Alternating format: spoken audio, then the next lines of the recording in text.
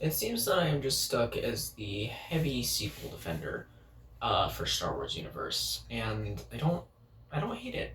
Actually, I kind of like that as a title because I personally love the sequels. If you haven't seen the previous videos on this, but there is an important part of that I would like to bring to the attention of everyone. I have recently discovered more reasons that people hate the sequels. And I'm going to research a little more into it just to kind of get a few more ideas of because I want to make it as clear as possible to the two or three people that will actually see these videos. Um,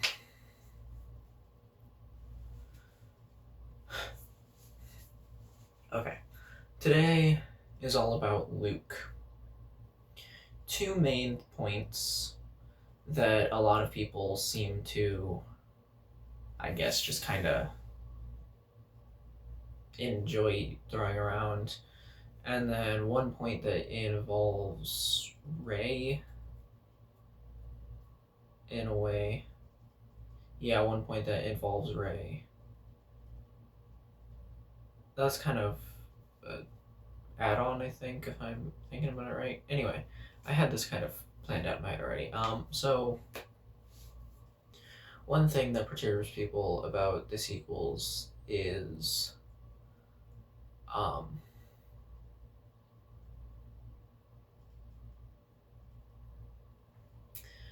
how Luke just kind of died.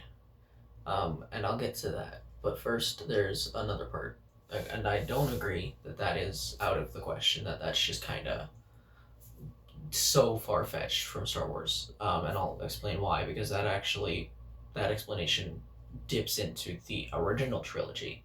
Um, believe it or not. Anyway, so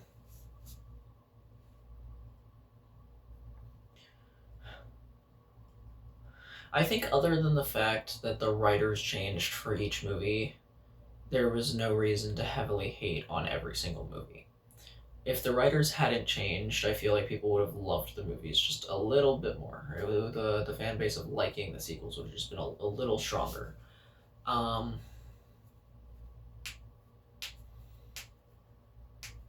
anyway, a main thing with Luke is, and this is something that I personally think was bad on the writer's part, and I'll explain why. So, this I actually agree with everyone on. Luke attacking Kylo. That whole scene just pissed me the fuck off. Okay, this is like the only part. This is one of the very few things that I agree with everyone on and just cannot defend. Like if I try to defend, even if I find actual defense for it, I will not use it.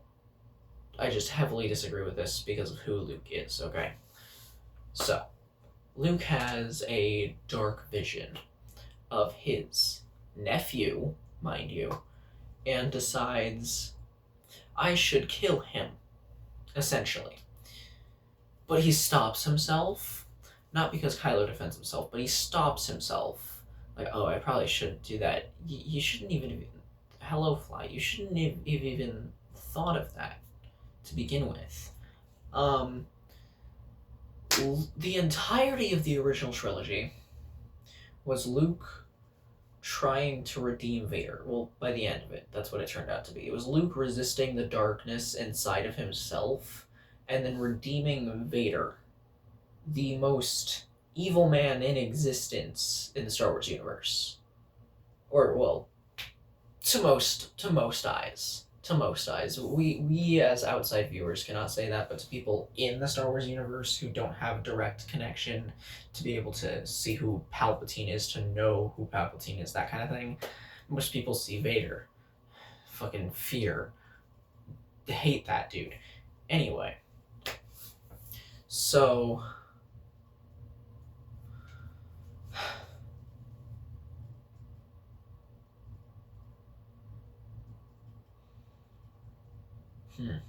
what was I saying? Oh yeah. Luke's entire thing was he resisted the darkness and returned. He resisted the darkness entirely. He is the light. So he opens, and in legends and other canonical forms of comics and stuff, it's explained a little bit more. He kind of opens an academy, sort of. Kylo wasn't his only pupil, according to most instances. Now, Kylo was. I don't think Kylo Ren was ever part of the sequels until Disney, but canonically, that's a whole different story. That's not the point. So the main point, the one that I would like to bring up today is, for Kylo anyway, is that it's also his nephew, biological nephew. Like, how would Leia have reacted if she was training Kylo herself? How would she have reacted to having a vision, to having a mild potential? Visions can be easily changed. They can be overwritten. It's kind of the whole point of them. Luke having that vision turned Kylo probably faster than he would have normally, because all he sees is the person he looked up to, the person who was training him in his ways, standing over him with a lightsaber, ready to kill him. So what the fuck is that? Like, I'm turning evil too, in my opinion. Like, the dude has good reason. And then he has a whole intricate storyline after that whole thing. But the next point, Luke's death, and this ties in with Rey actually, because there's another part of the sequels that people dislike because of that's about Rey, and it's because of what I'm about to explain to you. That'll help you. That'll kind of ties in like literally like a knot. Like it ties so perfectly. Okay. So, in the prequels, or no, in the original trilogy, in the first movie, Obi-Wan dies. Out of pure will, he dies, right? He sits there, he's fighting Vader, he just turns into thin air. He just becomes thin air. Luke dies the same way. He chooses. But before he does that, he projects himself across the entire fucking galaxy. That is an impressive feat. Yes, the Force canonically in all canon, even Lucas canon in some points, did work like this. This is not you don't need to decanonize this in your head because it's stupid or anything like that. This is in Legends, this is in Lucas canon. It's just not in the original movies. He quite literally force projected himself across the galaxy to fight Kylo, to distract Kylo, so that everyone else can kind of just do their thing, right? That is impressive. And I know you could be saying, like, oh, well, like, he didn't have to just collapse like that. Mental and physical exhaustion, he probably would have passed out no matter what. But he turned into air, just like Obi-Wan did. He became one with the Force, just like Obi-Wan did. Which is why I don't understand that. Like, Obi-Wan did that in the first movie, right? Where does your point there lie? Like, Obi-Wan in Lucas canon, in the first bit of Lucas canon, did the exact same thing, and we don't hate on him. We love him for his sacrifice. Luke's sacrifice meant something. In fact, Luke's sacrifice, he did more he did more entirely with his sacrifice. And now here's something else, right? And this is where it ties in. Rey and Luke share one thing. They did not have that much Jedi training between their movies. So here's the thing with that, and here's what I mean.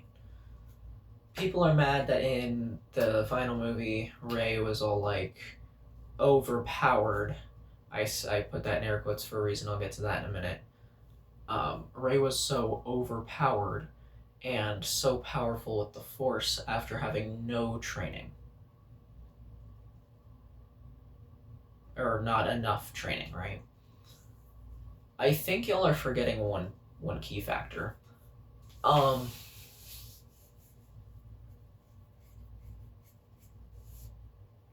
So Luke had the exact same shit happening to him. Here's a few reasons for Luke and for Leia. Or not Leia, fucking Rey. Okay. Obi-Wan died towards like I think the middle, maybe closer to the end, like middle, early to like just relatively the middle of the movie. I don't remember the movie entirely off the top of my head. It's been a while since I've watched the original trilogy. But I can still reference the original trilogy. Don't get me wrong, I know enough to talk about what I'm talking about. By the end of the movie, I think it's the fourth movie, where it's revealed that Obi-Wan could do the Force Ghost thing, the Force like telepathy. I don't know if that was the fourth or the fifth movie where it was revealed that he could. I think it was the fifth movie that he first did that. But besides that, even if it was the first movie, that explains how Luke suddenly knows how to use the Force. After, I'm pretty sure, zero actual, here's how to use the Force, here's how to use a lightsaber.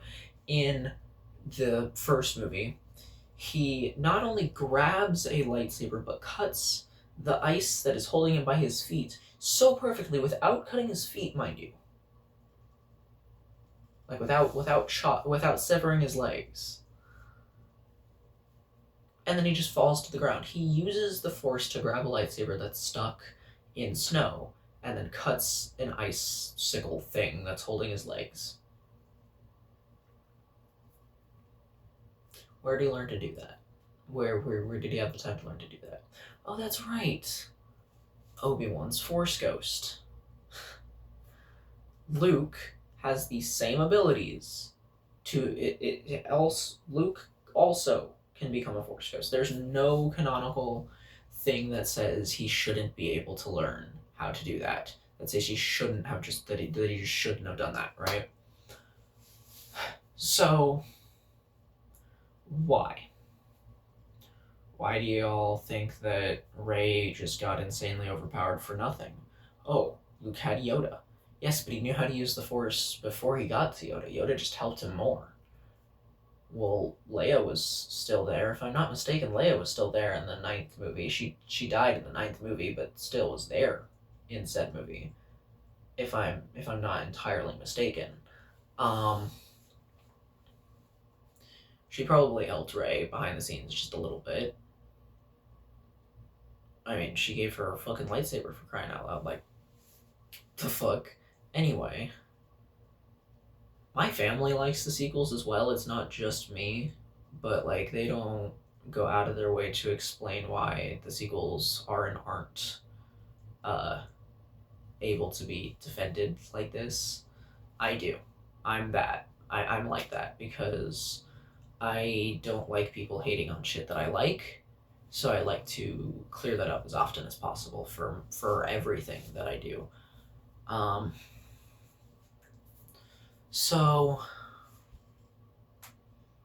Leia didn't have any other outside ventures. Let's just exclude Leia as a potential. The second and her first and second movie, she went from like it's direct continuation, right? And then there's a lot of people who are also kind of like, oh, Rey shouldn't have been able to use a lightsaber in the first movie, right? Especially not as effectively as she did. Well, one, I'm pretty sure Kylo was wounded by someone else entirely beforehand, so he wasn't on his best game. Rey was perfectly fine. She was a little frightened, maybe, so she might not have been at her best either, but also it doesn't take a genius to know how to wield a lightsaber, especially in the Star Wars universe where swords do canonically exist, right? A lightsaber is supposed to be just insanely like light as air, right? That's how a lot of people imagine it because of Lucas's description. That hilt is metal. Okay, pick up anything that is mostly just a base, right? Take this. This is my lightsaber. I can hold this away from me and swing it around without the top part ever theoretically touching me because I know where this is. Except if I had a lightsaber, I'd be able to visibly see the blade, and even more so. Where this is probably about the same weight as a lightsaber hilt, theoretically. It's not really that heavy at all. It's not supposed to be. But then, the lightsaber hilts is mostly metal on the outside and mostly metal on the inside. There's a few exceptions to that. There's one made out of wood, but even that has metal. Again, a few exceptions. I'm not going to go into all of them. But for the most part, especially Anakin's lightsaber, it is a heavy dueling saber. That is what it is for. If he didn't design his lightsaber. This is Anakin's lightsaber. Keep that in mind. He didn't design his lightsaber to be a light saber. He didn't design it to be less weighted than it truly needs to be, because he didn't want to rely on the Force to be able to use his most powerful weapon, right? So canonically, he made it a little bit heavier, and he did so with a couple of different things. And the council hated him because it was meant for dueling when he was supposed to be a peacekeeper, blah, blah, blah, blah. That's explained in other videos, in other media, whatever. So why shouldn't Rey be able to wield that saber then? Like, correctly, canonically. And she's not swinging it at her best either. Like, do you see how wide those swings are versus how controlled they are in her next two movies? And then when she goes to give it back to Luke, because everyone in the universe is like, oh, this is Luke's saber, blah, blah, blah, this and that. She finds Luke, she goes to hand him the lightsaber. He just kind of throws it. He has his own, it's fine. She retrieves it. He trains her, right? He literally trains Rey in the second movie, right? So, well, why is that so hard to believe that maybe they got a little further than they did on screen to us, especially since before Rey came back, they were in the middle of other things. Who's to say she didn't learn more of the Force that day, right? Those couple of days that she was gone. To everyone else, it was maybe like a day or two, right? It was a while. She wasn't just gone for like 10 minutes. No, she was gone for quite a while, for some time. Okay, she learned a little bit of how to wield a lightsaber, how to use the Force, right? And then there's a bit of a time jump between the 8th and 9th movie, if I'm not mistaken. And I don't think it's a huge time jump. I don't think it's like a year or two. I think it's maybe a few months. But nevertheless, it's enough time to learn a little bit. And supposedly, let's look at the fact that a lot of people theorize that Snoke is Luke, right? He's trained, or not Luke, but a clone of Luke's hand. He's training, and he's training Kylo at the same time, right? Maybe between movies, maybe just in general. We don't really know. But Kylo isn't really the best lightsaber fighter to begin with. He's really not. He's not as fearful as Vader. In a 1v1, Vader wins tenfold. I mean, pretty much any Jedi would beat Kylo. I think there are a few that would just be unfair to name. Like Ahsoka, that would just be unfair. Ahsoka has canonically been able to defeat Vader, so we can't use that as an example. Let's look at some less popular characters. Aayla Secura, she's a pretty powerful Jedi fighter, right? She could most certainly take down Kylo, especially since she is, if I'm not mistaken, Jedi Master. there aren't many Padawans that I would say could take down Kylo. Not that there aren't any. Um, Padawan era Anakin definitely could. But Padawan era Anakin was almost as almost as good as pretty much any other mediocre Jedi at the time. So, and they all survived fucking Coruscant. So a lot of them survived Coruscant. But anyway,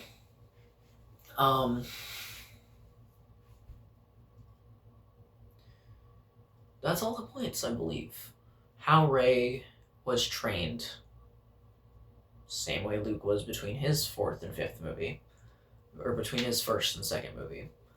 And again, yes, Luke did get Yoda, which is why he was able to come leaps and bounds further than Rey in the amount of time he had with his movies than the amount of time that she had with hers. But also, you gotta remember, Luke has time jumps between his movies. Rey, not so much. Rey has a lot shorter time distance between her movies. Two of them literally tying directly into each other. Like, there's no time skip to learn how to use the Force in that. She didn't. It's not breaking the timeline. It's not breaking really much of anything. So, again, y'all are just complaining about anything you can complain about at this point.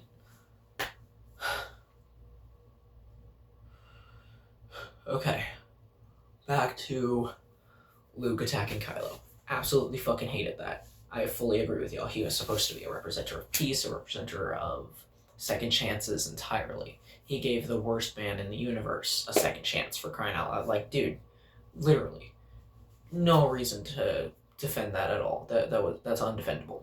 I don't know what was going through the writer's head. I don't know what was going through Luke's head, to be completely honest. I fully support Kylo's decision in that. Kylo isn't the strongest fighter, hence why Rey could fight him and Finn had a chance against him in the first movie. Now, we know that Rey is Force adept from the beginning of her first movie. Not like that it's directly showed, but it's implied heavily, especially throughout the sequels. Finn was a stormtrooper. He's not Force adept, and he might be, but we don't see that. So yeah, Rey probably picked up a little bit more on how to use a lightsaber a little quicker than Finn did, because Finn had no connection to that. Rey kind of did, in a way. And Rey had trained herself how to use a staff effectively beforehand. So, I'd personally be very surprised if her lightsaber isn't double-bladed. I don't know if that's, like, canonical or not. I don't remember. But if her saber isn't double-bladed, then she's doing something wrong. Or can't become double-bladed. Does she dual wield? I don't remember.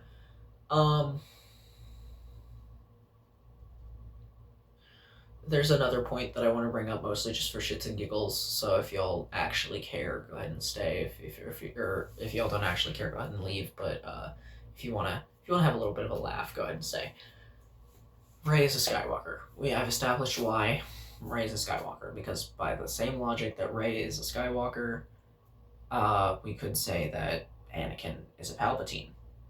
So do y'all really want to get into that? Actually, so with the ideology behind Rey being a Skywalker, and the same ideology with Anakin being that same Skywalker. Both their siblings. They're siblings. Anakin and Rey are brother and sister. Leia is Rey's half sister. Very old. Very much older. Or no. Leia is Rey's niece. Because the idea, again, is that the virgins that created Anakin and supposedly Rey's father. No, that would make Palpatine grandfather. So yes, half siblings with Luke and Leia. Then we'll just keep that half siblings with Luke and Leia, meaning Kylo is her nephew. So the scene where they kiss, she is quite literally kissing her own goddamn nephew, and y'all are like, yeah, there's a bunch of people who are like, so if they're both Skywalkers, then they're cousins. um, and this scene is not okay. It's something like that. Just a few edits of that shit. I think that's absolutely hilarious that people picked up on that. Personally, I never really thought of it that way. That is kind of funny. I'm not gonna try to defend that. That's not even like. Anyway, I'm not even gonna like try to defend that. That's not the point of the video. It's not something I'm trying to defend. I just thought it was kind of funny. So yes, by the same logic that Anakin is a Skywalker, Rey is a Skywalker. Same blood.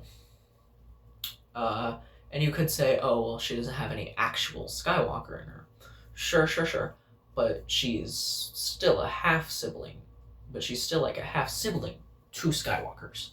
So you okay, so you could argue that the same way Rey is the same way that Anakin is a Palpatine and that Rey is a Palpatine because they were both made by Palpatine.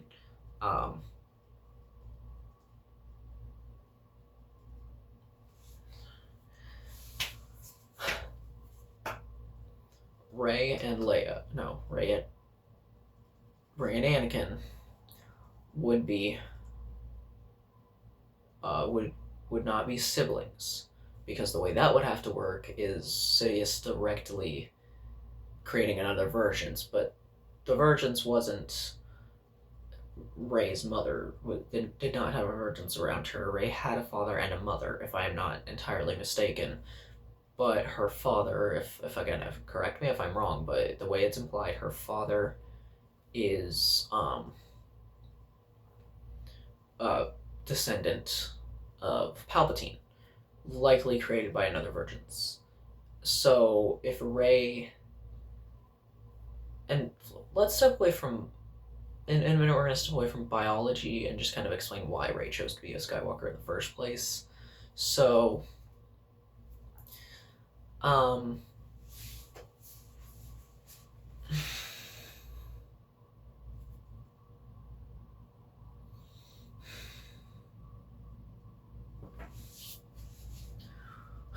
again, the Vergence that created Rey isn't a Vergence, because I keep getting that wrong. The Vergence that created Anakin was caused by Palpatine, right? Shmi was a Skywalker.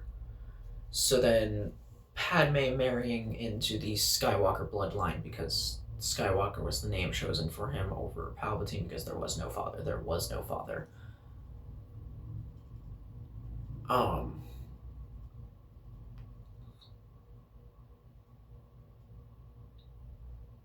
No, I'm trying to remember what I air quoted in the beginning because I don't know if I touched up on that.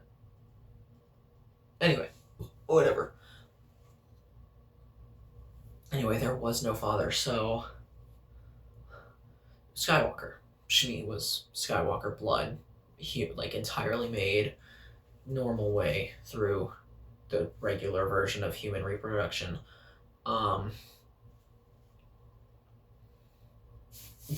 Anakin was born out of a Vergence, again created by Palpatine. This is explained. Well, Palpatine and Plagueis supposedly. So technically, Anakin has two fathers, and a mother, a surrogate mother, and his two fathers.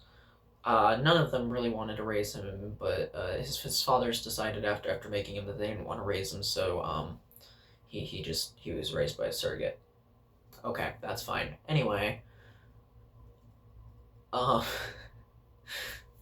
that's a really weird way to put that.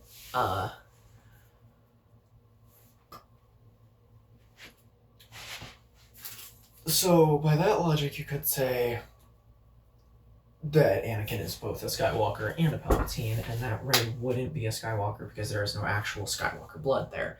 Okay, I agree with that. You're right.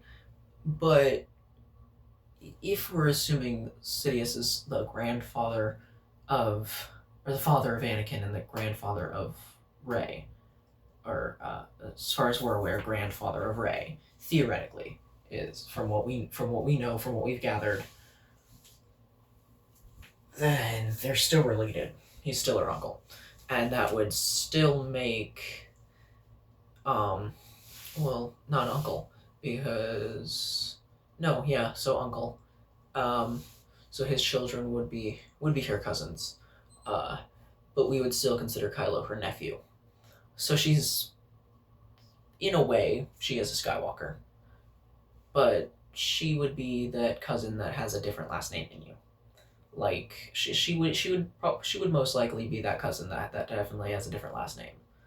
Um, so if she had gone with Palpatine when she learned that she was truly a Palpatine, she didn't have a last name as far as she was aware in the first two of her movies. But in the end of the movie, in the ninth movie, when she realizes that she is a Palpatine, when she realizes that by blood she's Palpatine, they didn't go into the whole, oh, she is a Skywalker by blood. I went into the she is a Skywalker by blood whole thing. So